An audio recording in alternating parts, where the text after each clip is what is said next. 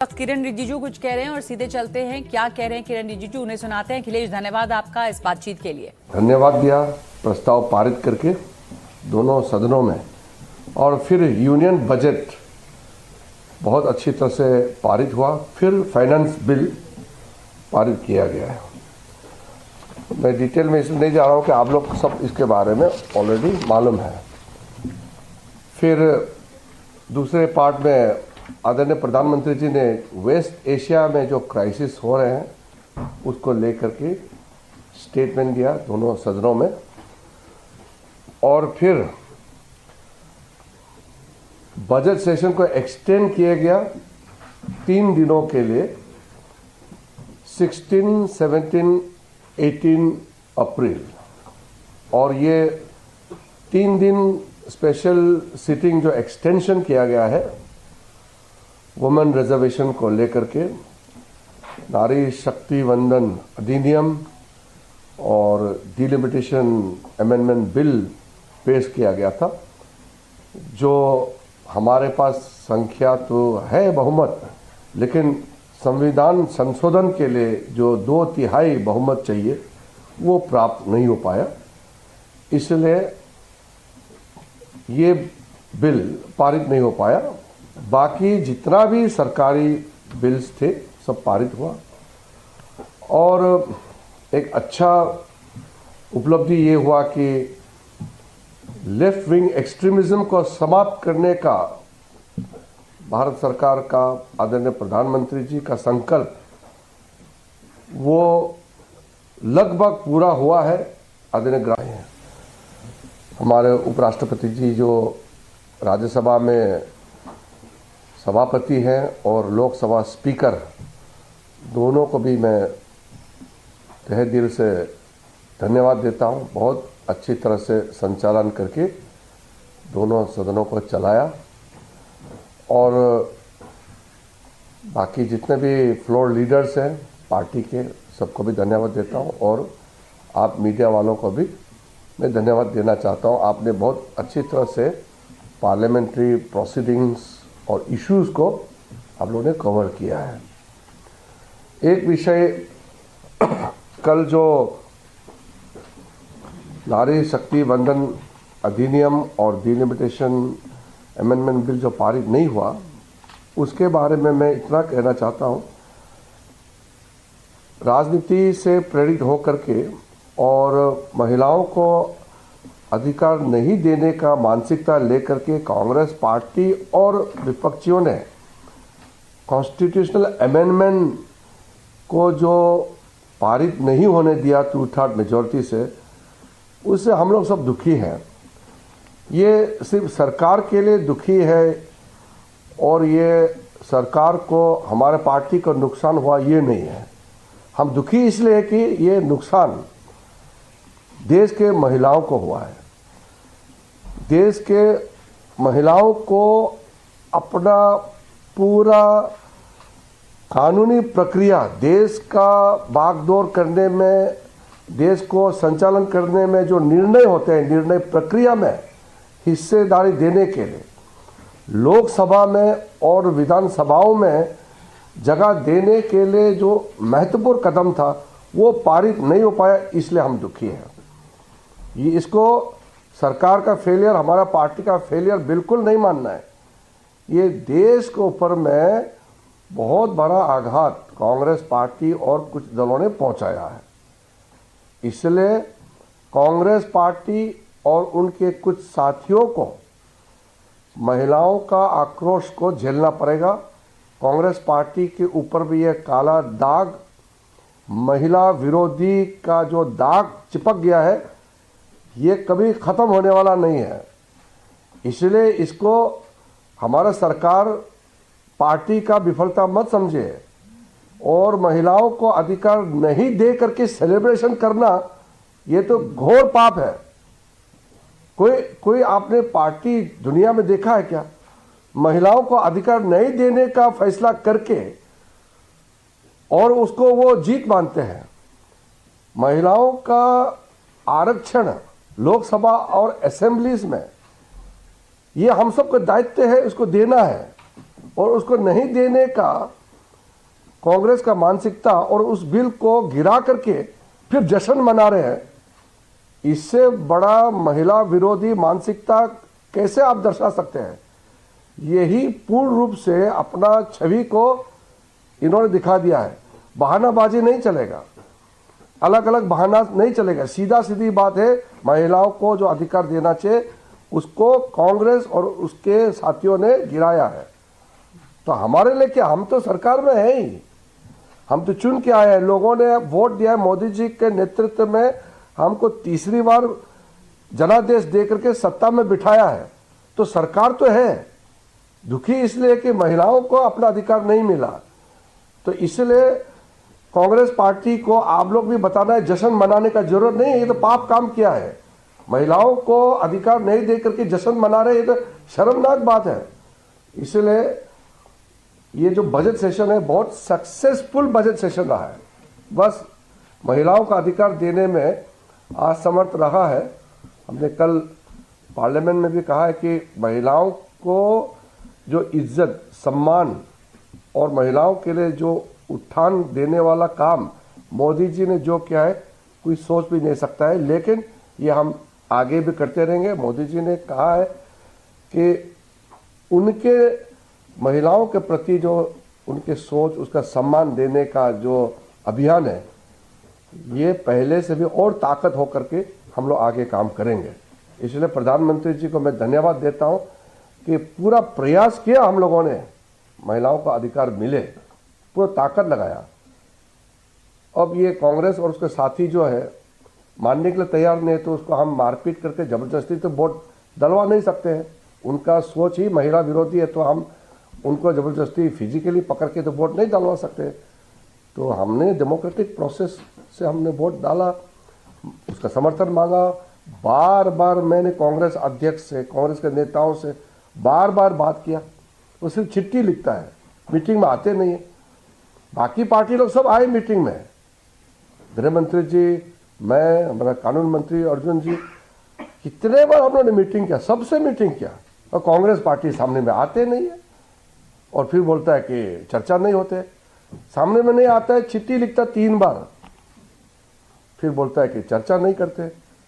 तो इस तरह का जो महिला विरोधी जो सोच है कांग्रेस पार्टी, वो तो देश का सामने में उजागर हो गया है।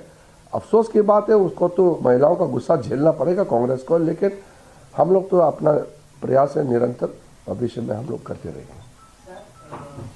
राहुल गांधी, प्रियंका गांधी, उनका कहना है कि बिल गिर गया है कॉन्स्टिट्यूशन अमेंडमेंट की, लोकतंत्र की जीत है। राहुल गांधी का कहना है कि जो सरकार है अभी के दिल्ली से तमिलनाडु को चलाना चाहते हैं।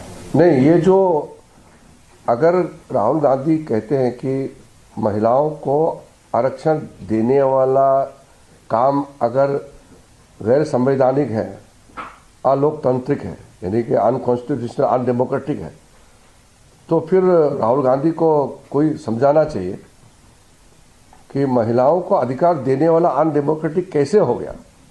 इसका तो जवाब हम दे ही नहीं सकते, उसका सोच क्या है।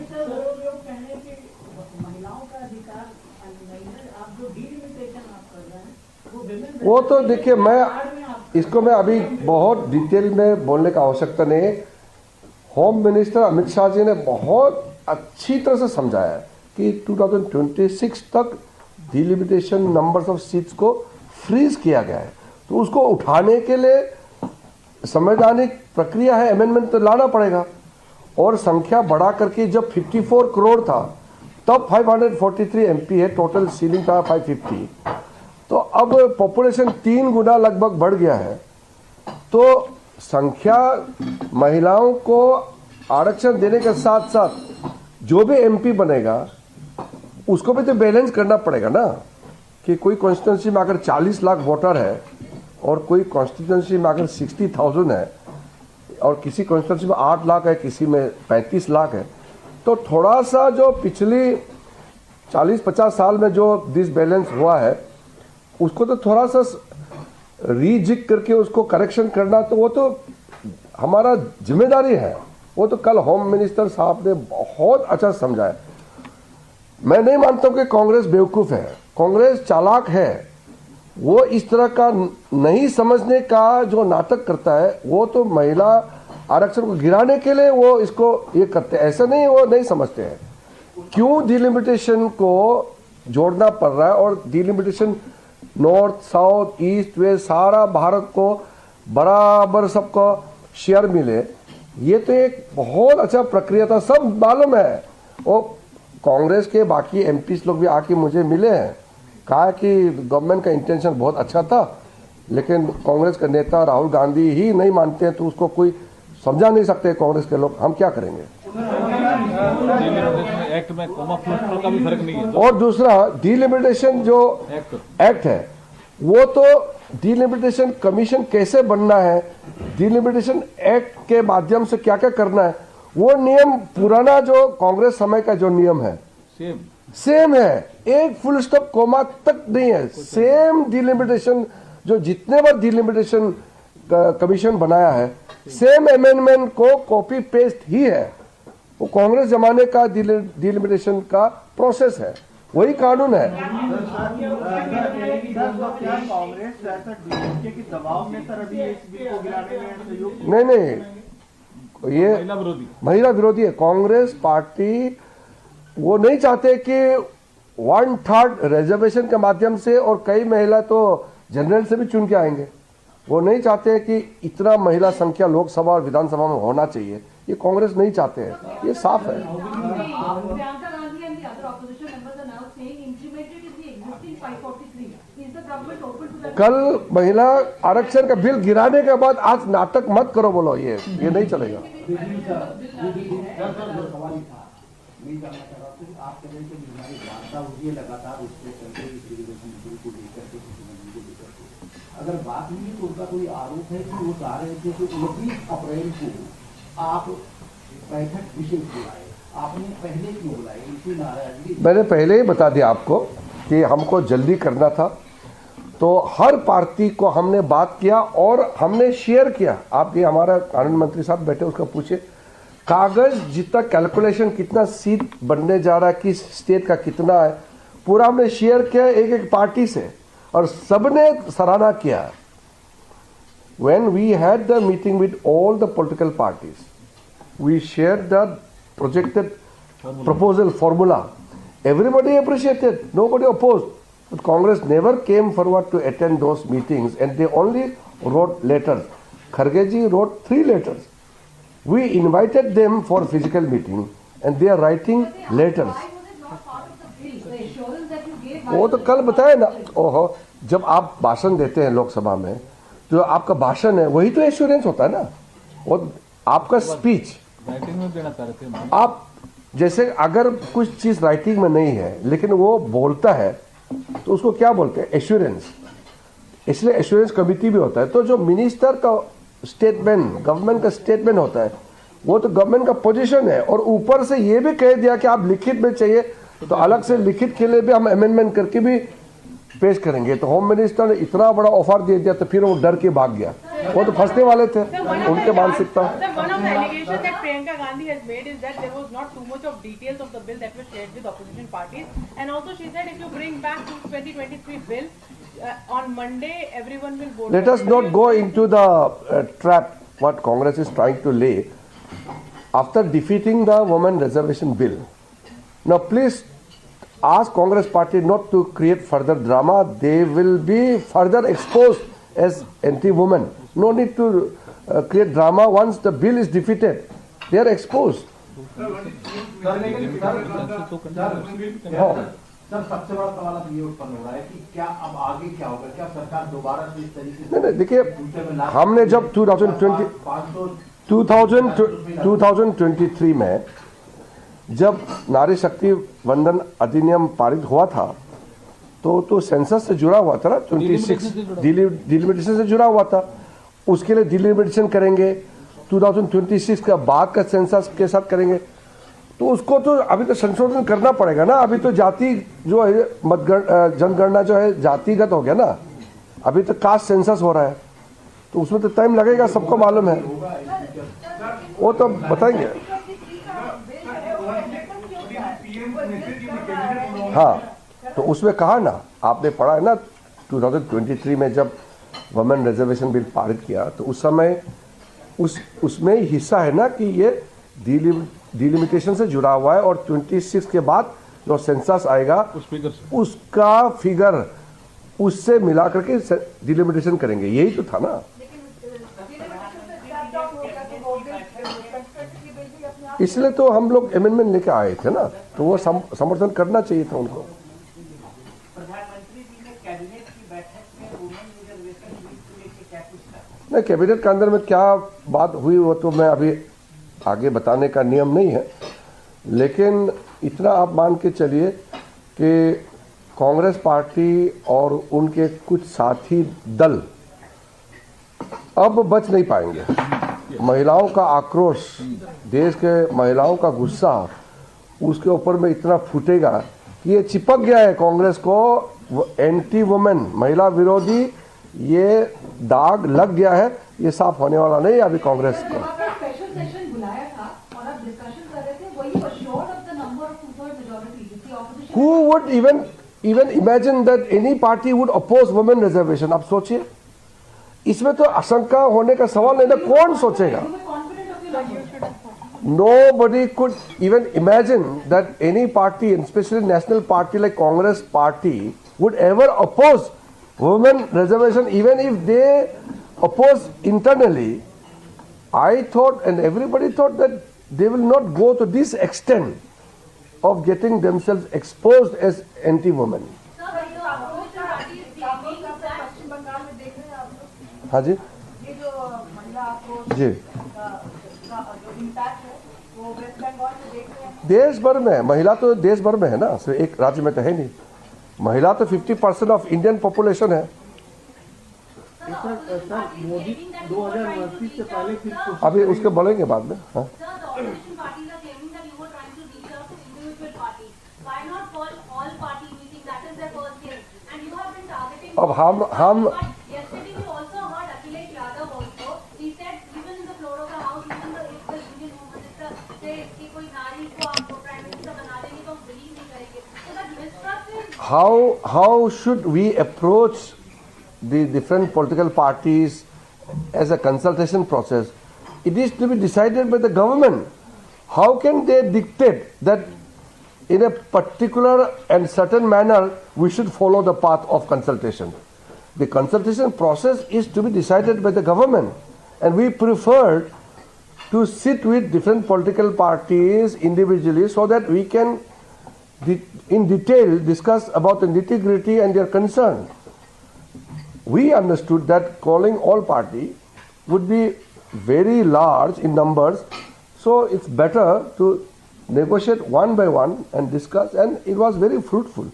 In all the meetings we had with different political parties, including many parties from the opposition, those meetings were very positive and fruitful.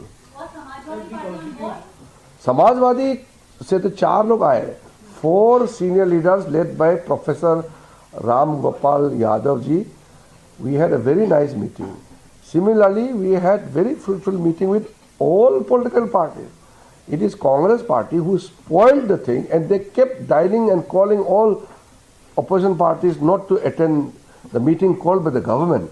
If government wants consultation, if Congress doesn't want consultation, then it is very unfortunate that Congress doesn't believe in democratic principles and consultations and consensus. Did you ever think, sir, with a woman chief minister in Bengal, TMC would vote No, against I this will not particular go into the individual thing. Let us concentrate on the issues. Sir, the constitutional amendment that got defeated yesterday and the rest of the bills were withdrawn by you. कल देश की संसद में देश भर की महिलाओं ने देखा कांग्रेस पार्टी इठिलाई, मुस्कुराई, उसने मेज थपथपाई। इस बात का उन्होंने राजनीतिक जश्न मनाया कि उन्होंने देश की साधारण महिला के राजनीतिक आकांक्षाओं को कुचला।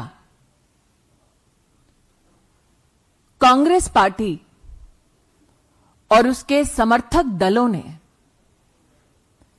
इस बात का उत्सव मनाया कि इस देश के वर्षों से चली आ रही संघर्षशील राजनीतिक महिलाएं, जो मात्र 33% का अधिकार संसद में मांग रही थी, उन महिलाओं को कैसे मर्यादाएं तोड़कर उनके अधिकार से वंचित रखा जाए, सत्ता का संघर्ष, संसद का संघर्ष कैसे जीता जाए,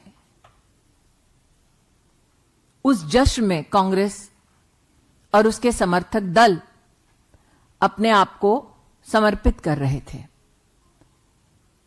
लेकिन भाजपा के लिए सत्ता का संघर्ष नहीं है, समानता का अधिकार देने का प्रश्न था।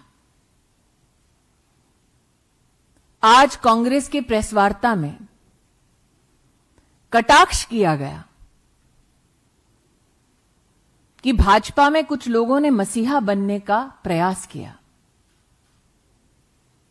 यह उस सामंतवादी सोच की निशानी है जिन्हें लगता है कि लोकतंत्र में अगर किसी भी नागरिक को उसका संवैधानिक अधिकार दिलाया जाए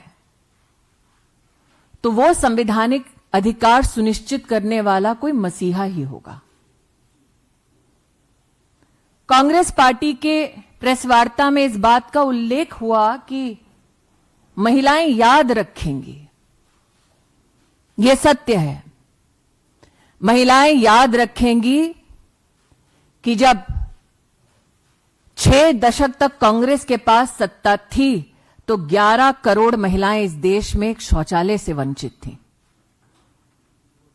महिलाएं याद रखेंगी कि जब कांग्रेस की सत्ता रही तो ट्रिपल तलाक एक अभिशाप बनकर मुस्लिम महिलाओं के सर पर मंडराता रहा, उनके सपनों का संहार करता रहा। महिलाएं याद रखेंगी कि 25 करोड़ महिलाओं को बैंक का खाता खोलने में कांग्रेस की सरकार ने कभी समर्थन नहीं दिया, कभी सुविधा नहीं दी। इस देश की महिलाएं याद रखेंगी कि 10 करोड़ से ज्यादा महिलाओं को कभी भी कांग्रेस के कार्यकाल में आयुष्मान भारत का सहयोग प्राप्त नहीं हुआ।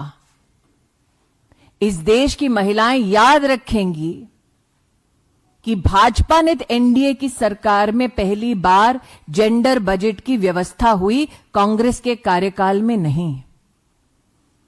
और देश की महिलाएं ये भी याद रखेंगी कि 33% आरक्षण का बिल भाजपा ने एनडीए की सरकार ने दोनों सदनों में पास किया, और कांग्रेस की मंशा 98 साल सपना दिखाना, जब सत्ता होना तब उस सत्ता का सदुपयोग करके महिलाओं को आरक्षण ना दिलवाना, बल्कि लोकसभा में यूपीए के कार्यकाल में उस बिल को लैप्स कराना। मैं स्तब्ध हूं कि कांग्रेस की प्रेस वार्ता में यह कहा गया कि वो 2023 के पारित बिल का समर्थन करते हैं जिसमें डिलिमिटेशन का उल्लेख है, लेकिन दोगलापन कांग्रेस का इतना कि साथ में यह भी कहते हैं कि उन्हें परिसीमन की समिति और व्यवस्था में विश्वास नहीं। कांग्रेस को देश की संवैधानिक व्यवस्थाओं में विश्वास नहीं, देश की संसद में विश्वास नहीं, और देश की महिला पर भी विश्वास नहीं। ये कांग्रेस ने अपना क्रूर चेहरा देश की जनता के सामने उजागर किया है। आज हम सबके सम्मुख आदरणीय रविशंकर प्रसाद जी उपस्थित हैं। मैं उनसे आग्रह करती हूं कि संवैधानिक ढांचे के बारे में अपनी प्रतिक्रिया आप सबके सम्मुख प्रस्तुत करें।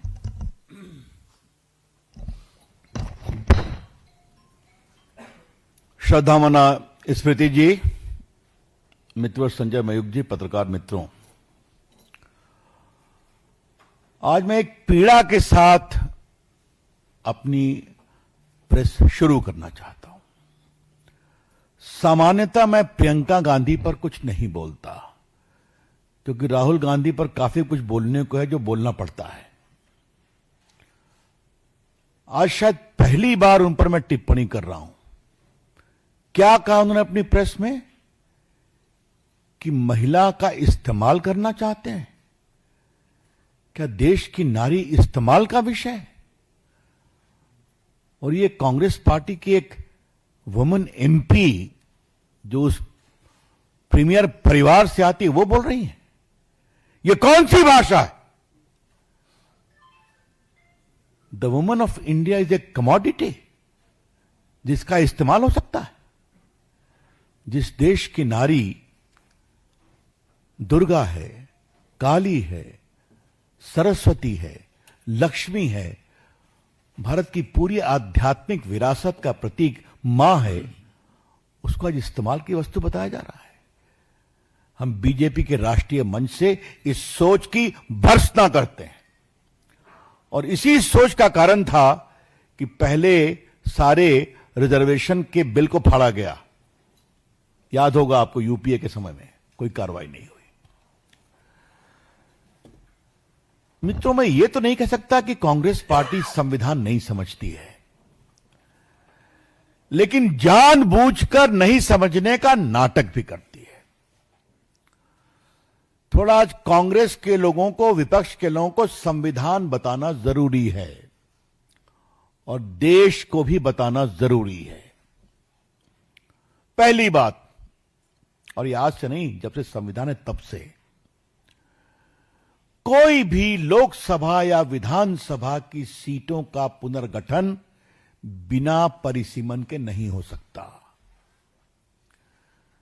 No revision of seats in the Lok Sabha or the Vidhan Sabha is possible without delimitation. क्या है कारण? मैं प्रावधान बताऊंगा। क्योंकि डिलिमिटेशन होता है पॉपुलेशन के बिना पर। पॉपुलेशन तय करता है किसको कितनी सीट मिलेगी, लेकिन उसकी संस्था क्या होगी? वो डिलिमिटेशन कमीशन होगा। मैं पहले आपके सामने संविधान की धारा 81 पढ़ना चाहता हूं, खास करके कांग्रेसियों की समझदारी के लिए। Subject to the provision of the House, the people shall consist of not more than 530 members chosen by election from the constituency of the state and not more than 20 from the union territory. दूसरा क्या है? और ये समझिए, मैं clause 281 का पढ़ रहा हूं। 81 clause 2. There shall be allotted to each state a number of seats in the House of the People in such manner that the ratio between the number and the population of the state is the same as far as possible. और दूसरा क्या है? The state shall be divided into territorial constituency and so on and so forth. तो population की बिना पर seat होगी। और ये कैसे होगा? इसका सबसे इंपॉर्टेंट चीज आप जान लीजिए। क्लॉज 3 पढ़िए। In this article the expression population means the population as ascertained in the last preceding census of which the relevant figures are available. Population कौन होगा? जो पिछले सेंसस का फिगर अवेलेबल हो। अब आता है readjustment after each census, article 82। Upon the completion of each census, the allocation of seat in the House of the People and the state into territory shall be readjusted by such authority and in such manner as the Parliament may by determine. ये authority है delimitation commission, जो adjust करती है। 2002 में एक विषय आया, 2001 का सेंसस कंप्लीट हो गया। जो बार बार वाजपेयी जी की बात करते हैं ना, उसको भी क्लैरिफाई करना जरूरी है। उस समय एक बहुत आशंका प्रकट की गई कि पॉपुलेशन पर करेंगे 2001 में तो दक्षिण भारत के तो स्टेट्स का पॉपुलेशन कम हो गया है, क्योंकि वहां परिवार नियोजन काफी हुआ है, तो हम तो सफर कर जाएंगे। तो वहां पर एक निर्णय किया गया 2001 में, वो ये था कि also until the relevant figure for the first census taken after the year 26 has been published, it shall not be necessary to readjust. The allocation of seat in the House of the People to the state shall be on the basis of 1971 census.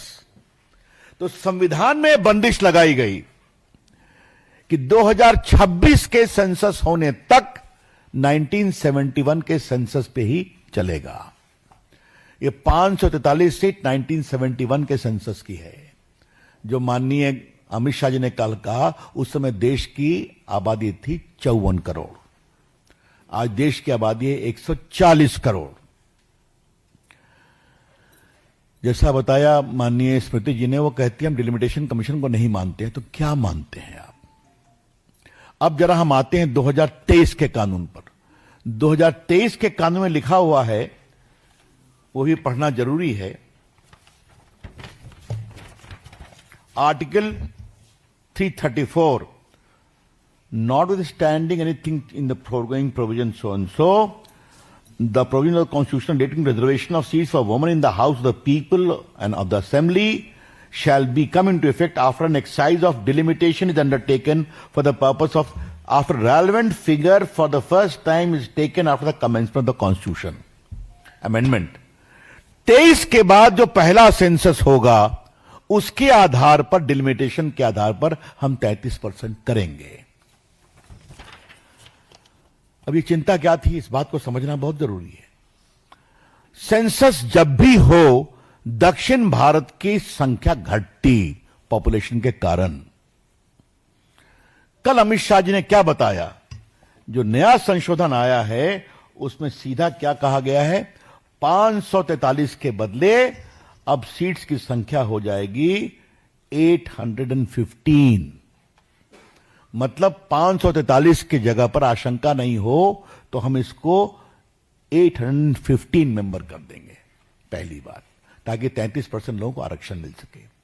दूसरी बात, इसके statement of object को आप देखिए तो इसमें साफ लिखा हुआ है कि चूंकि सेंसस करने में बहुत समय लगता, नया सेंसस करने में, फिर डिलिमिटेशन होने में, तो इस कारण से और विलंब होता, देश की नारी शक्ति का उचित रिप्रेजेंटेशन हो, इसलिए हम लास्ट पब्लिश सेंसस 2011 का है, उसके बिना पर हम डिलिमिटेशन कराएंगे। इसमें क्या गलत है भाई? कांग्रेस के मित्रों, थोड़ा मैं आपको ज्ञान दे दूं, बिना डिलिमिटेशन के रीएडजस्टमेंट नहीं होगा। There can be no readjustment of seats pursuant to any census without delimitation, because delimitation is the body to execute that. Delimitation commission में कौन कौन होते हैं? नया जो कानून है, जब पहले का कानून वही है, सुप्रीम कोर्ट का एक रिटायर्ड या सिटिंग जज का चेयरमैन होगा, इसमें चीफ इलेक्शन कमिश्नर होंगे या उनके प्रतिनिधि होंगे, और स्टेट के चीफ इलेक्टोरल ऑफिसर होंगे हर स्टेट में। इसमें 5 लोकसभा के मेंबर और 5 विधानसभा के मेंबर होंगे, जिनको दोनों के स्पीकर तय करेंगे, और वो एसोसिएट मेंबर होंगे जिनको वोट देने का अधिकार नहीं होगा और जिनको साइन करने का भी अधिकार नहीं होगा। मतलब it is a totally legal constitutional body headed by a retired और सिटिंग सुप्रीम कोर्ट जज। यह डिलिमिटेशन कमीशन। प्रियंका जी, राहुल जी से सवाल पूछना उचित है, समझदारी उन पर क्या है मुझे पता नहीं है, लेकिन मुझे यह बताइए आप कि आज तक कोई भी सेंसस का रीएडजस्टमेंट बिना डिलिमिटेशन कमीशन का हुआ है क्या?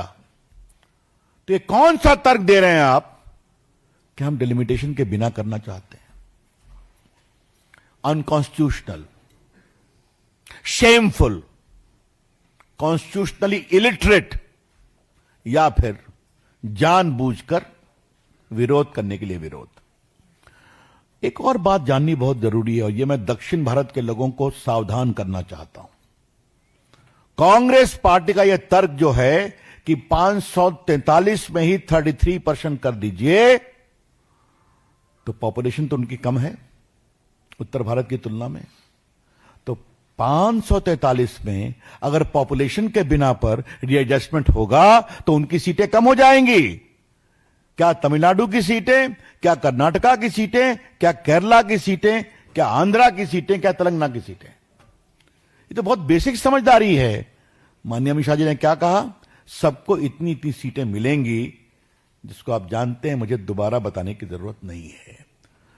तो जो पूरा सेंसस का एक्सरसाइज इक्विटेबल है, समरूप है, समावेशी है, उस पर इन लोगों ने बात की है। और बहुत पीड़ा की बात है कि दक्षिण भारत के लोग भी इस झांसे में आए हैं या सच्चाई समझना नहीं चाहते।